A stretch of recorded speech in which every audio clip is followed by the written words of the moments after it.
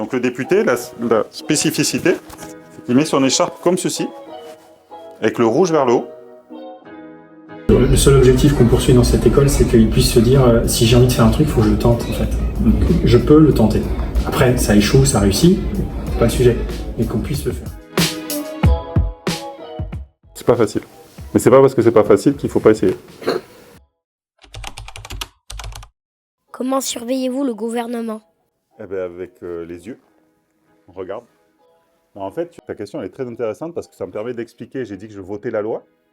Donc ça, c'est quand on va changer, par exemple, je peux proposer une loi qui supprime les vacances. Ça vous plairait? Non. Ah bon? Non. Ah bon? Bon, bah alors je vais peut-être pas la proposer. Et la deuxième chose, en plus de proposer la loi, c'est qu'on va aussi avoir un rôle de contrôle de l'action du gouvernement. Ça vous parle, Montesquieu? Et en fait, Montesquieu, il a réfléchi, il a pensé, il a théorisé ce qu'on appelle la séparation des pouvoirs. Qu'est-ce que c'est la séparation des pouvoirs?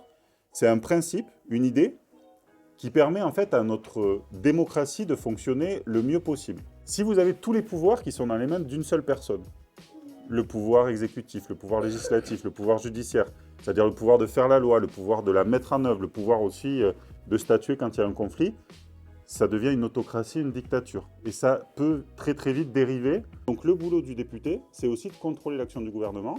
Par exemple, là récemment, il y a certains élèves qui sont en situation de handicap qui vont avoir des accompagnements humains, ce qu'on appelle les AESH. D'accord ? C'est-à-dire une personne qui va venir aider quelqu'un qui va avoir de grosses difficultés pour se déplacer ou pour les apprentissages.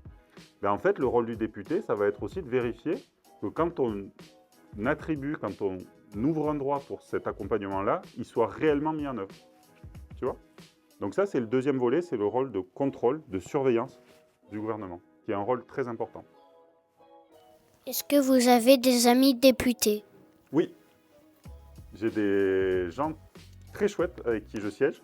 Est-ce difficile de proposer une loi? Oui, c'est très difficile. Et bien en gros, on est 577 à l'Assemblée nationale, il y a 577 députés, et on va tous essayer de faire valoir une idée, une proposition. Donc tu vois un peu tout ce que ça représente. Plus le gouvernement qui a aussi un pouvoir de mettre en place des lois. Et donc, il y a énormément de propositions. Et j'en reviens à ce que je disais au début sur l'emploi du temps. Il y a peu de temps. Donc, pour arriver en fait à ce que ton sujet, il existe, c'est compliqué. Moi, par exemple, pour reprendre le sujet du handicap, j'aimerais travailler sur des choses au niveau du handicap. Et la difficulté que j'ai, c'est juste de trouver l'espace, le temps, pour qu'on puisse en débattre, pour qu'on puisse en discuter. Donc, la difficulté, elle est là. C'est pas d'avoir des idées, c'est d'avoir des bonnes idées déjà. Et ensuite d'avoir le temps pour que ça puisse être étudié et travaillé.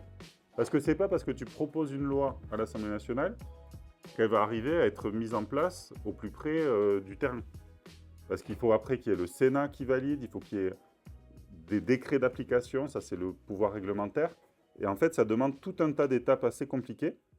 Et ça, c'est pas très simple en fait d'arriver à mettre la pièce dans la machine qui va permettre que, en gros, la musique elle se déroule. Est-ce difficile de se mettre d'accord pour voter? Alors, il y a un système qui s'appelle la démocratie. C'est un peu la tyrannie du plus grand nombre.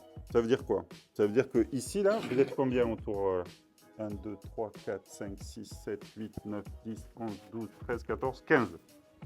Mais si vous êtes 8 à être favorable à une idée, vous serez majoritaire. OK? Donc là, par exemple, si je fais... est-ce que vous êtes, par exemple, favorable au port de l'uniforme à l'école? Si on vous imposait de venir tous les jours à l'école en uniforme. Qui est pour? 1. Contre? 13. Et qui n'a pas d'avis? 1 sans avis. Donc, vous voyez, là, on a décidé et on s'est mis d'accord dans le sens où, en fait, la majorité, pas tout le monde, puisque, c'est quoi ton prénom déjà? N'est pas d'accord. Pourquoi a-t-il une salle de cinéma à l'Assemblée nationale? Eh bien, c'est une très bonne question. Il y a besoin parfois, moi je suis régulièrement invité à des projections de films ou de documentaires. Alors j'en ai pas fait pour l'instant, j'ai pas trop le temps. Après, bon, ça existe, c'est bien. Si ça n'existait pas, je ne serais pas peut-être le premier à demander la création d'une salle de cinéma à l'Assemblée nationale. Donc vous y êtes allé à la salle de cinéma? Oui. Et vous avez vu quoi? Un film avec 2 personnages qui racontaient l'histoire de France. De France? Ok. Oui. Ah ben voilà, ben je suis content alors. Avez-vous déjà visité la bibliothèque de l'Assemblée nationale? Mais tu sais quoi, non. Et ça par contre, ça me frustre beaucoup. Parce qu'en fait, ben, la bibliothèque, elle est en travaux. Vous n'avez pas pu la visiter non plus, je crois. La bibliothèque, en fait, c'est un lieu qui est un peu magique quand on aime les livres et donc le savoir. Et la bibliothèque de l'Assemblée nationale, je connais des députés qui ont plus d'ancienneté, qui ont pu la visiter. Il paraît que c'est un lieu assez exceptionnel, qui est très beau aussi. C'est une très belle bibliothèque. Que fait la présidente du Palais Bourbon? La présidente du Palais Bourbon, alors la présidente du Palais Bourbon, le Palais Bourbon, vous savez tous ce que c'est? Vous êtes calés quand même. Et elle s'appelle Yaël Braun-Pivet. Elle préside les débats pour faire en sorte en fait que les députés ils respectent les règles du jeu. Parce que quand tu vas débattre sur un texte, par exemple, on va reprendre l'idée de supprimer les vacances. Eh bien oui, mais moi, si ce texte vient à être débattu, je vais m'exprimer contre. Je vais essayer de vous soutenir. Mais en fait, pour que tout le monde puisse s'exprimer, on partage le temps de discussion. Donc moi, par exemple, je vais peut-être, pour mon groupe politique, avoir 2 minutes de temps de parole. Donc elle va vérifier qu'on respecte les 2 minutes. On a un chronomètre, mais il y a des fois des gens qui ne respectent pas, qui dépassent. Donc elle a le pouvoir de couper la parole ou de respecter, par rapport à ta question sur le fait que les gens pouvaient un peu s'emporter ou parler un peu fort, faire en sorte que ce soit toujours respectueux. Et après, elle va aussi travailler avec les autres présidents de groupe à ce que on choisisse de quoi on parle.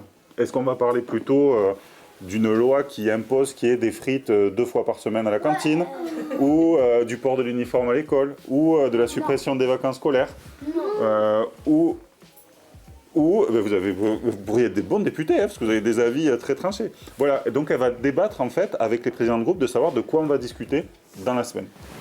Donc elle a un rôle assez important, symboliquement aussi très fort, puisque l'Assemblée nationale est un lieu de pouvoir important dans notre pays. Il y a le président de la République, il y a le Premier ministre, il y a la présidente de l'Assemblée nationale, il y a le président du Sénat. Voilà.